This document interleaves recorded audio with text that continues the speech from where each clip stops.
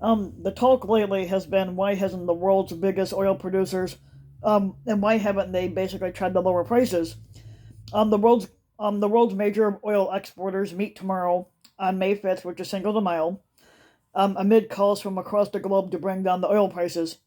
But members of oil producers like the group OPEC Plus, which includes Russia, are not rushing to help us out. Um, OPEC now the thing with OPEC is that they're one of the biggest oil exporting people in the country. Um, and OPEC Plus is a group of 23 oil exporting countries that meets every month in Vienna to decide how much crude oil should be put into the world market. Now, at the core of this group are 13 members of OPEC, the Organization of Oil Exporting Countries, which are mainly in the Middle Eastern, or in the Middle Eastern and African countries, and was formed back in 1960 as a cartel with the aim of fixing the worldwide supply of oil and its prices. Nowadays, um, OPEC nations produce about 30% of the world's crude oil, and they produce about 28 million barrels a day, which is the biggest single oil producer within OPEC is Saudi Arabia, and they produce more than 10 million barrels a day. Now, in 2016, when oil prices were particularly low, OPEC had joined forces with 10 non-OPEC oil producers to create OPEC Plus. Among them was Russia, which also produces over 10 million barrels a day of oil, and now together these nations produce about 40% of the world's crude oil. OPEC Plus tailors supply and demand to balance the market, which is what a lot of the repug Trump sycophants fail to realize, that basically the oil is based on supply and demand and that the president doesn't control that market.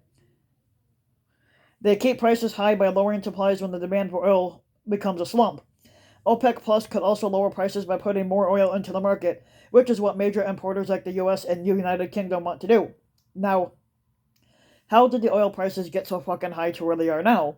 In spring of 2020, a COVID spread around the world and countries went into lockdown. The price of crude oil crashed because of a lack of buyers.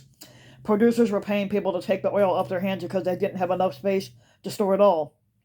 Um, after this, OPEC Plus members agreed to slash production by 10 million barrels a day to drive the price back up. In June of 2021, with demand for crude beginning to recover, OPEC Plus started gradually increasing the supply, put in an extra 400,000 barrels a day into world markets. It is now supplying 2.5 million barrels of oil a day less than what was going on in spring of 2020.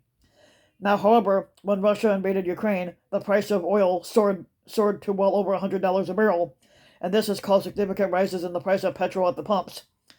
When OPEC Plus cut supplies by 10 million barrels a day in May of 2020, they cut too deep, says David Fife, who's the chief economist at um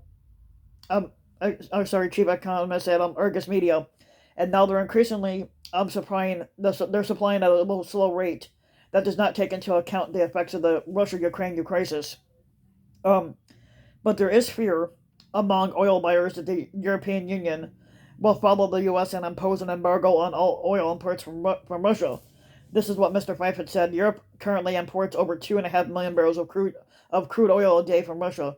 The threat of an embargo on Russian oil has spooked the markets, and he says because it could lead to an acute supply squeeze. The current president Joe Biden has repeatedly appealed to Saudi Arabia to increase its oil output, but to no avail. The United Kingdom Prime Minister Boris Johnson had also asked Saudi Arabia and the United Arab Emirates to increase production, but he too was also rebuffed.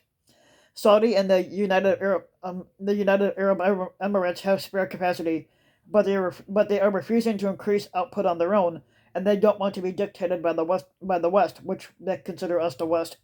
And they are saying that the GAP between supply and demand is narrowing. The supply yeah so okay, they're saying that the gap between supply and demand is narrowing, and that today's high prices simply reflect panic on the part of all oil buyers.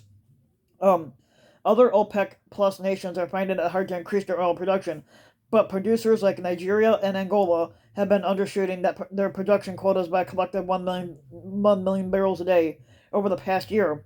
Investment fell off during the pandemic, and oil installations in some cases haven't been well maintained, but now they're discovering that they can't actually deliver production increases in full. Um, So OPEC Plus also has to respect Russia's wishes, since it is one of the two biggest partners in the alliance. The Russians are happy with prices at this level, says Carol Naki, who is the CEO of Crystal Energy, but they have nothing to gain in seeing them go lower. And OPEC wants to keep good relations with Russia, so they are most likely to continue with the agreement that they all made last year. That means increasing the crude supplies very gradually from now until September. So if you like the video, you can give the video a like and subscribe to my channel, RBW King. You can also hit the notification bell so that you'll be notified when a new video comes out. And if you want to support my work even further, you could donate to my Patreon link, which you can find in the About section of YouTube, and for just as little as a few bucks a month, your donation can help go a long way, and thanks for listening.